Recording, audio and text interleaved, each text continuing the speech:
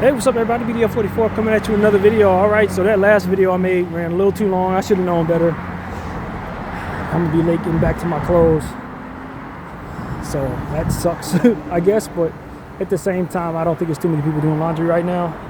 There wasn't anybody in there when I went in there both times, so hopefully that means I'm not messing up anybody else's game plan. I don't think I am. They would have to go in right after me, right after I took myself out of the washer, and then someone else had to have come in and did the same thing, and even then it would still be a dryer open in theory. So because one of the washers is not working, so I don't think it should be much of a problem as it pertains to me messing up somebody else's game plan, not based on what I saw when I left out of there just last. But yeah, man, I feel pretty good. Got everything I needed. Should be ready to go tomorrow, and just do what all I have to do to make sure that I'm out of there on time. I think what I'm most frustrated with in regards to myself is just how late I've been getting up on average in this room. I get up at like 10:15 every day. That's not gonna cut it. And I've been having this trouble for the last even before I got in this room, my body started doing that. Body's getting used to sleeping at hours it has no business being sleeping at. And so I gotta retrain that. I want to get up about 9 o'clock at the latest. 8:30 is what I did when I first got on this side of town, and it made for really good days when I got up that early. But lately it's like I've been getting to sleep at like 2, that kind of thing, waking up at like 10, and then my body start getting sleepy in the daytime again like it used to in the past. It's all bad. So I think when I get to my next room, I need to make it a point, try to get out of the house in the daytime and get up earlier, because this doesn't bode well for days like tomorrow and the day after that, where you have to get up well before that in order to make your day properly. Check out at the motel, for example, is at 10. So if I'm getting up at 10:15, I'm owing money. That's not possible. Of course, I'll set my alarm for that, but it's just the point. My body likes going to sleep. Being asleep at that hour these days, that's terrible for me. And then like tomorrow, I got to be out of the room, of course, at 12. So getting up at 10:15 ain't bad if I don't mind not working out. But obviously me, I like to do my hundreds blue in the mornings on that day. So I got to set aside an hour and 10 minutes or so for that. So it's just, my body clock is not doing what I want it to do. And I know I'm getting older, so you have to take into account the body's going to be more tired. But this is not acceptable. I found myself not wanting to get out of bed this morning at like 9:30, falling back to sleep and stuff like that. That's not how I want to live going forward. So I gotta make the changes. I gotta make the changes necessary. So yeah, man, just getting what I need to get done and considering what I need to do to be my best. It's starting to rain now. Hopefully I can get back in that room before it starts coming down real good, because I do not want to get sick, and I've been getting sick every time it rains. These days I've been getting sick, man. Come down with some type of cold or flu or something. It's just my immune system is not what it used to be, apparently. So that's a frustration in and of itself. But that's part of getting older as well. So just gotta live with it. But yeah, man, I've been enjoying my I think another thing that's been settling my stomach pretty well is the trail mix I've been taking on. It's got a lot of good stuff in there. Sunflower seeds, pistachios. This dog never barks. I see this dog all the time. He's always jumping around, but he never barks. Hey, buddy. It's like a covert dog. You don't see him till he's already up on you. Complete opposite of those two little buddies down the street that I'll be walking past soon. If they're outside, they're gonna let you know they're there. Both of them. So anyway, but yeah, this trail mix has been doing really well. My body loves that, and so I got to keep the combination of that going on and that jasmine rice that I've been picking up lately. My body really likes that stuff for whatever reason. It likes it a lot better than it likes the brown rice. So I'm going to try to keep that going. But yeah, man, just trying to work against my own shortcomings, I guess, financially, physically, just trying to keep up with everything I got to do. stay motivated, get off to the right start on this year. You know, it's already halfway through the month of February. Tomorrow is the 18th, and the 18th of February is always my 6-month mark or whatever age I'm at. So I'm going to be 41 and a half tomorrow. That used to be kind of a big deal when I was a kid. Obviously, as a grown-up, it ain't nothing, but it is still noteworthy that time is moving fast. It's another reason why I want to get up earlier. It speeds up your day, man. When you get up late, it's already noon by the time you're ready to get out the house. 1 o'clock when it's time to move, that is, your day is already gone. And if you do that enough times consecutively, you'll skip past months. Months will fly by. It's kind of what happened in my 30s, living that way. Spending so much time in the house. Second half of my 30s, after I quit my job, sleeping in the daytime, waking up late, time just flew. 2-3 years literally just flew by. Like, how the hell did my 30s just disappeared on me that quick? That's how. Not utilizing the most of your day. Not being awake for a good portion of waking hours, so to speak, hours that you should be awake. That's a real thing. So yeah, man, just want to get that straightened out. Want to do better in those areas. But yeah, man, this is a regular Tuesday for most people. For me, it's just the day before I got to move out of the room. So, you know, I still got a lot of work to do. After I get these clothes out, then I got to pack up. It really doesn't take any time. After that, I'll either do my 100-speed workout or work on some more art for one of these 2 playlists that I have to do. And you know, that's it. Get a meal in my system and get ready to get up earlier than my comfort would be willing to tomorrow morning, which means it'll be wise for me to get in bed a little earlier than I normally do too. So yeah, man, just planning it out. I sent a text to my uncle this morning letting him know tomorrow's the day. Hopefully that transaction that needs to be made for T-Mobile is ready to be made.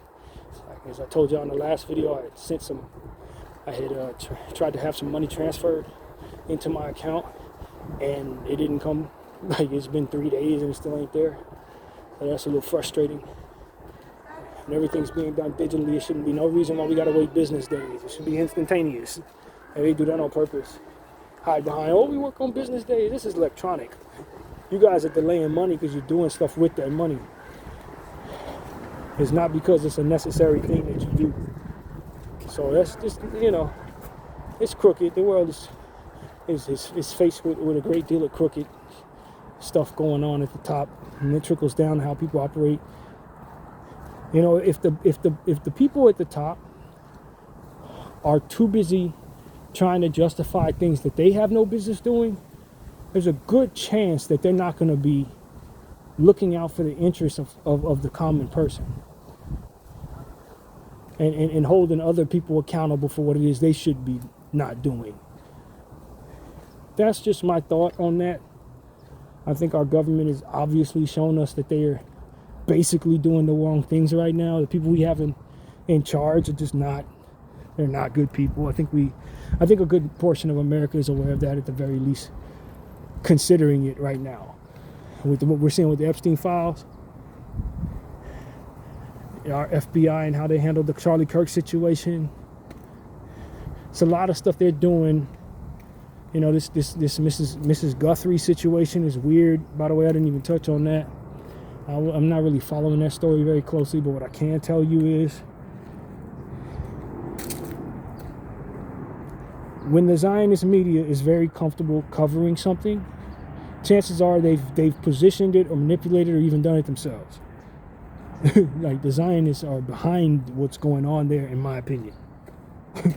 Whatever's going on with that lady, Miss Guthrie, and abducted her and all that situation, it feels like it has the same vibes as the Charlie Kirk murder.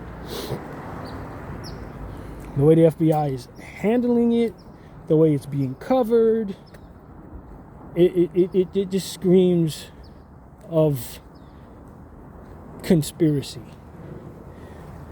And that's what I keep on saying about the powers that be. They keep on showing us how they move. And so those of us who understand patterns and consistencies are going to notice a few things that give it away. And when it comes to this Guthrie case, there's a lot of energies and vibes surrounding that circumstance that feel just like the Charlie Kirk situation to me. And we know damn well that thing is highly manipulated by those in power. Highly. So I just think whatever happened to that lady, wherever she's at, people who are supposed to be investigating, I'm pretty sure they know where she's at. If they didn't place her there themselves. And that's my speculation on that. For those who are wondering, it's a lady, news anchor, whose mother was abducted and taken for ransom. And a ransom, I guess, it was expressed that they only would accept Bitcoin. And I guess some information had been released to the public that there was motioning in the Bitcoin account somehow, and with some stuff going on with outside of the house where she was abducted, her home, a few days ago. That just seemed real dog whistly to me. Somebody ordered a pizza to that address. Now you got the cops, the FBI, everybody surrounding that address, and yet the pizza man was able to walk up to the door of a crime scene. If that don't scream conspiracy to all of us, I don't know what would. And deliver what? Pizza? Pizza? In these times with the Epstein files and the pizza and all of that? It just, like I said, man, it's a lot of dog whistling, it's a lot of dry snitching, it's a lot of people who are behind the worst of things, trying to signal to all of us what's going on because they want out from underneath it. And I've been sensing that every which way, all this stuff the designers control, you see little subtleties of that. Little subtleties. I think the same thing in regards to that lady, the lady, she's not secretary, what's her name? I can't think of that lady's name, but she got up on the panel when they were talking about the Epstein case, and they had asked this lady, had she spoken to any of the survivors and all of this. It was a whole ordeal, and she's essentially up there saying, we shouldn't be talking about the Epstein files, we should be talking about how the Dow is up $50,000 or whatever. That to me was dry snitching. You knew nobody was going to buy that. You didn't sound like you believed what you were saying, and it was bad acting. And not only was it bad acting, but it was like almost like a pantomime in a way. For those of us who know, essentially, you're not trying to be believable. That's your very subtle way of telling us that you don't agree with what's going on either. Like, I speak that language. I don't think most people in this world speak that language. And maybe I'm reading wrong. I could very well be reading it wrong. But I think that woman was dry snitching. It was how she was saying what she's saying. It didn't seem very believable to me. It seemed deliberate in pretending to be believable, exposing through the bad acting that you were not to be believed. She didn't seem very convincing, and that display was very deliberate to me. Blink twice if you are being held hostage type energy. That's what that was. That's what it read to me. And like I said, anybody that's being blackmailed or being forced to do horrible things, if it ain't them wanting to do it, then it's going to be them essentially wanting out from under it. And you can bet, in this scenario, what's going on here, where people are covering for the 1%ers who are doing awful things to children and doing the most horrific and horrible things we've ever seen, you could best believe some of those compromised individuals who are coming together to make all this move don't want to be doing it. They don't want to do it. Some of them will. Others are just compelled, however they are. And they would love so much to be able to get the leverage to stop doing this. I keep telling people that. Not everybody who's making this happen is cool with it. They're just forced to. And if you look close enough, you'll see them screaming from behind their eyes as they're reading the script that they're told to read. I see it in a lot of them. I see the dry snitching in a lot of them. You understand what I'm saying? Bdf 44, I thank you all for watching.